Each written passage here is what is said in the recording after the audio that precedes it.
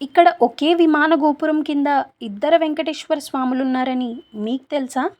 Welcome back to my channel stories by చిన్ని. నా పేరు చిన్ని. నేను ప్రొఫెషన్ పరంగా ఒక సాఫ్ట్వేర్ డెవలపర్ని, కానీ ప్యాషన్తో కంటెంట్ క్రియేటర్ అవ్వాలని ట్రై చేస్తున్నా. నా వీడియోస్ మీకు నచ్చినట్టయితే ఛానల్ని సబ్స్క్రైబ్ చేసుకోండి. ఇంకా ఆలస్యం చేయకుండా వీడియోలోకి అయితే వెళ్ళిపోదాం. నేను హైదరాబాద్ నుంచి వచ్చిన వెంటనే ఆ వెంకటేశ్వర స్వామిని కలవాలి అని అనుకున్నా.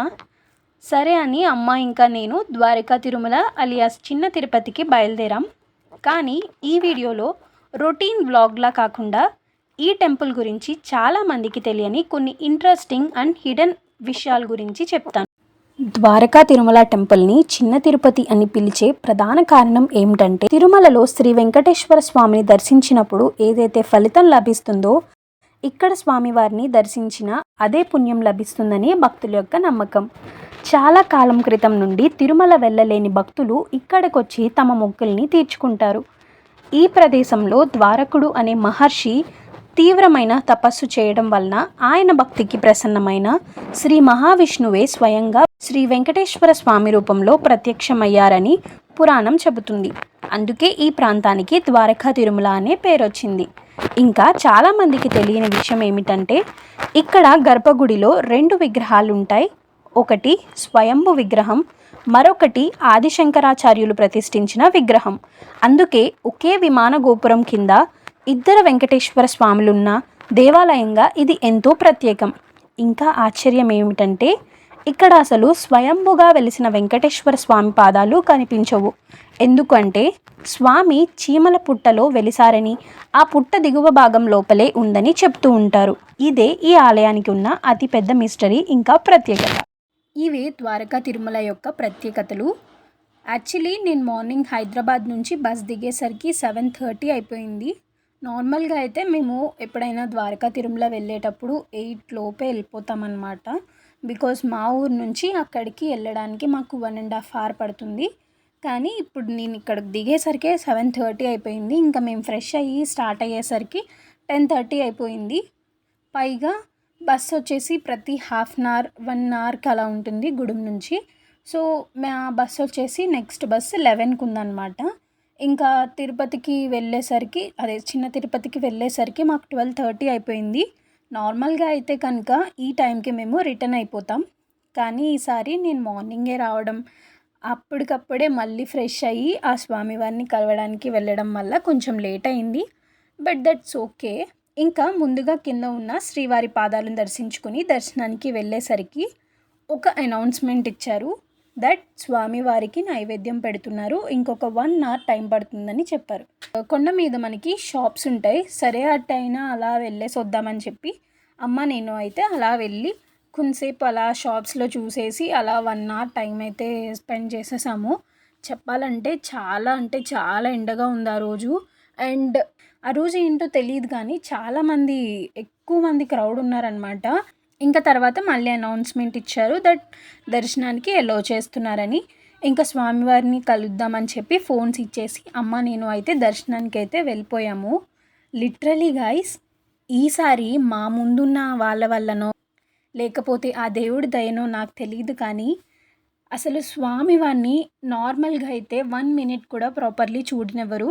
అది వాళ్ళ తప్పు కాదు, ఎందుకంటే ఎక్కువ మంది ఉంటారు కాబట్టి అందరికీ దర్శనాన్ని కల్పించాలి కాబట్టి వాళ్ళు తోసేస్తూ ఉంటారు. అది పక్కన పెడితే కనుక కొన్నిసార్లు అయితే సెకండ్స్లోనే పంపించేస్తూ ఉంటారు. కానీ ఈసారి ఆల్మోస్ట్ ఆల్ 3 to 4 minutes వరకు చాలా ప్రశాంతంగా స్వామివారిని చూడగలిగాం. నాకు అమ్మకి అయితే ఆ క్షణం చాలా హ్యాపీగా అనిపించింది. ఆ ప్రశాంతత ఆయన్ని చూస్తున్నంతసేపు అసలు మాటల్లో అయితే చెప్పలేను.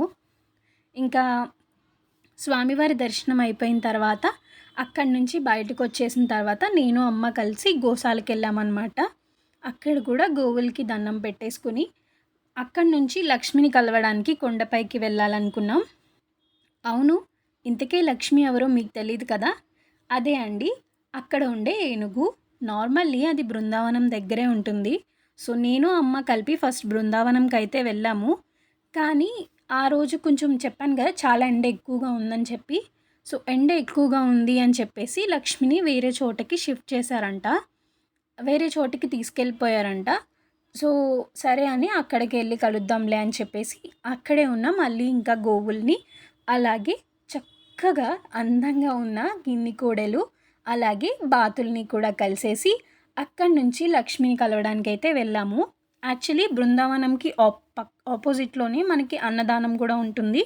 కానీ మేము ఇంకా చాలా లేట్ అయిపోయింది. ప్లస్ క్రౌడ్ కూడా ఎక్కువ ఉన్నారని మేము లోపలికి వెళ్ళలేదు అన్నదానానికి. ఇంకా లక్ష్మిని కలవడానికెళ్ళి, లక్ష్మిని కలిసేసి ఆశీర్వాదాలు తీసేసుకుని, అక్కడి నుంచయితే మళ్ళీ కొండ కిందకైతే స్టార్ట్ అయిపోయాం. బట్ ఆన్ ద వేలో I saw some beautiful view. మీకు చూపిస్తున్నాను కదా స్క్రీన్ మీద. చాలా అంటే చాలా బాగుంది. నార్మల్‌గా కెమెరాలో నేను సరిగ్గా క్యాప్చర్ చేయలేదు. బికాస్ ఆ రోజు చాలా ఎండగా ఉండడం వల్ల, అఫ్‌కోర్స్ సమ్మర్ కాబట్టి ఎండగా ఉంటుంది. బట్ ఆ రోజు ఇంకా ఎండగా ఉంది. మేము కొండ కింద చెప్పులు పెట్టేస్తాం కాబట్టి పైనంతా నార్మల్ కాలుతోనే నడుస్తాము. నిజంగా ఎలా అనిపించిందంటే కాలు చర్మం ఊడిపోద్దేమో అన్నంత అంత దారుణంగా అనిపించింది. But that's okay. బయటకొచ్చినప్పుడు ఒక్కొక్కసారి ఏం జరిగినా మనం యాక్సెప్ట్ చేయాలి. ఏం జరిగినా తీసుకోవాలి. తట్టుకునేటట్టు మనం ఉండాలి కాబట్టి దట్స్ ఫైన్. ఇంకా నేనైతే అసలు క్యాప్చర్ చేయలేకపోయాను. జస్ట్ ఒక 3 సెకండ్స్ అలా క్యాప్చర్ చేసేసి మీకు స్లో మోషన్‌లో వేసి చూపిస్తున్నాను. ఇంకా అమ్మ, నేను కలిపి కిందకైతే వచ్చేసి మా ఇంటికైతే వచ్చేసాము. తిరుమల వెళ్ళలేకపోయినా ఒక్కసారైనా ఈ చిన్న తిరుపతిని దర్శించుకోండి. ఆ స్వామివారి కరుణ, ఆ ప్రశాంతత మీకు జీవితాంతం గుర్తుండిపోతుంది. వీడియో ఎలా అనిపించిందనేది కామెంట్ చేసేయండి. అలాగే నా వీడియోస్ మీకు నచ్చినట్టయితే కనుక ఛానల్ని సబ్స్క్రైబ్ చేసుకోండి. See you in the next video. Bye.